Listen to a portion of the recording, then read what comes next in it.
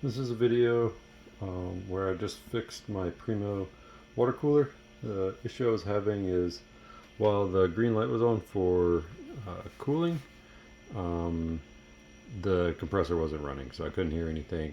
Heard a popping noise, and while water flows out, it's not cold. It's working now. I can hear the compressor running. I'm getting cold water. What it ended up doing is buying a new relay switch. You can get them on Amazon for $12 right now, 2024.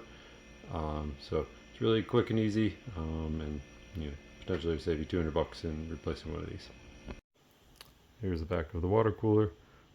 First thing we're going to do is unscrew these two screws and lift up, and then we're going to be able to pull out the condenser coil somewhat. It's always going to be plumbed in up top, but there's enough loops in the back that it's able to pull out some.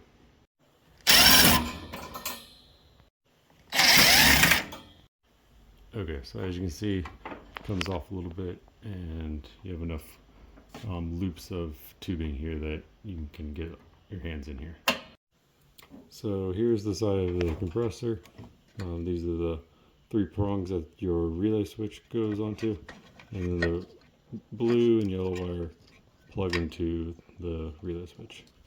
It's covered by this plastic cover, which is a bear to get off, but when I first took this apart to diagnose, I basically just had to pry and pry with a screwdriver on the top and get it to come off. Okay, there it looks plugged back in. I took a picture of it before, and blue goes on the top left, yellow on the bottom right, and then the leads come down from the bottom. Try to get a better picture in here. So there you have it. And here's a cover installed back. You can see the top latch is all chewed up from me trying to pry it off originally. And there's 2 bottom tabs down below that lock in. And then you just feed the 3 wires out through the hole in the side there. And to replace your coil, tuck it into this bottom lip and replace the 2 screws that we took out earlier. I don't know if the sound's coming through, but I can definitely hear the compressor running.